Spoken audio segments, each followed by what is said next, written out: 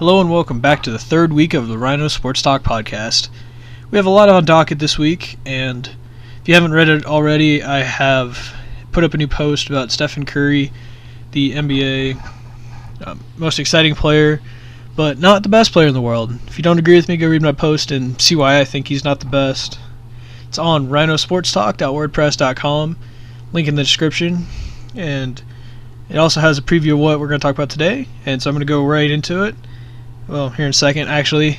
I'm going to talk about, real quick, the format. I'm going to cut this up into 4 different segments, each with its own, and then have one big full podcast at the end, too. So it's going to be 5 different videos, one for each segment, and then one full podcast, obviously. So without further ado, we're going to go right into the first topic. First topic is the Sunday night. It was a Sunday night game. It was a Sunday night game. I can't remember. It was between the Giants and Panthers last week. And on that Sunday night, in that game, sparks flew as Odell Beckham Jr. and Josh Norman, 2 young stars in the NFL, got into multiple scuffles throughout the game.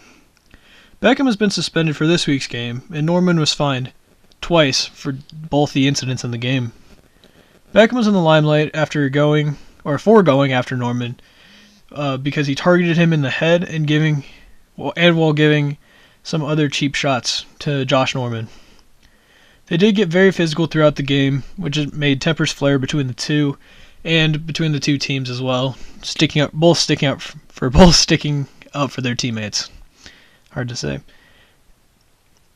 There have been multiple reports the past week about Beckham, and he said that he was threatened during the pregame by the Panthers players that were holding a bat and doing things with the bat in the pregame, and that they were also calling him homophobic slurs throughout the game, which his mentor Michael Irvin said is nothing new.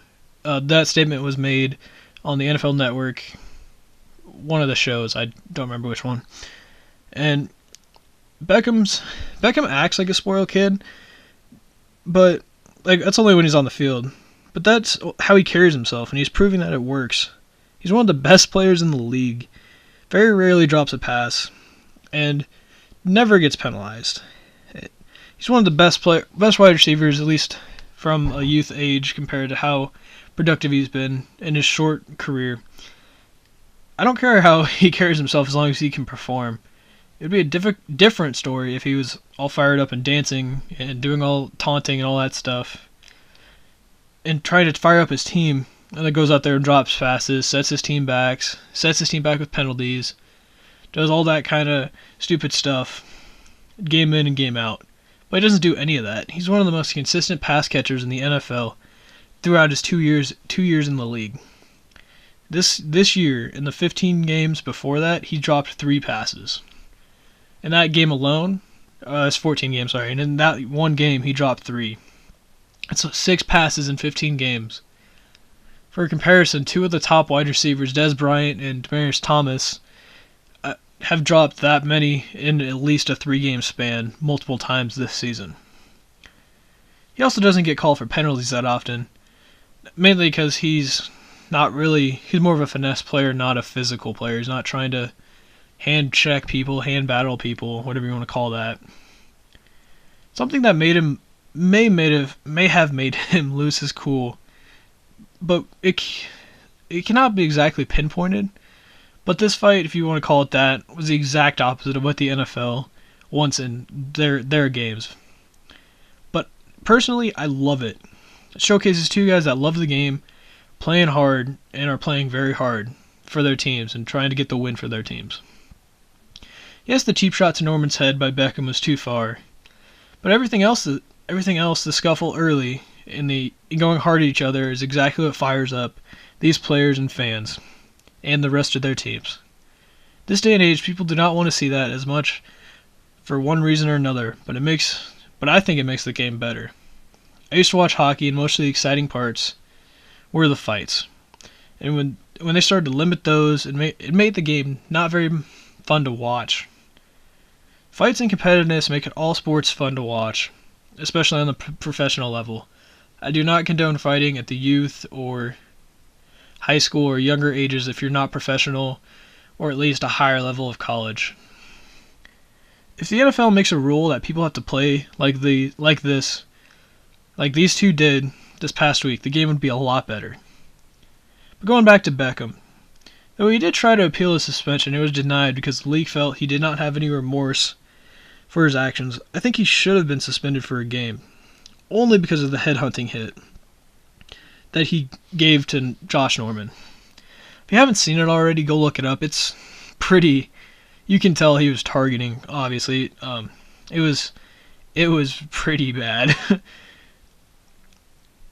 But lastly, I guess with this, after that hit, why weren't both Norman and Beckham looked at for concussions?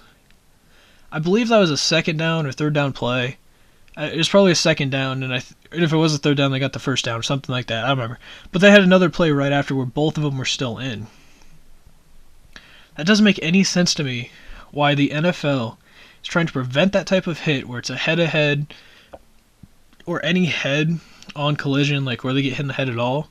They're trying to prevent that, but then they have these two young stars do that extremely obviously, and they don't get taken out and looked at. They have other people, they have spotters out in the league, or at each game in the stands, looking for concussions, and they see that kind of hit and they just leave them in.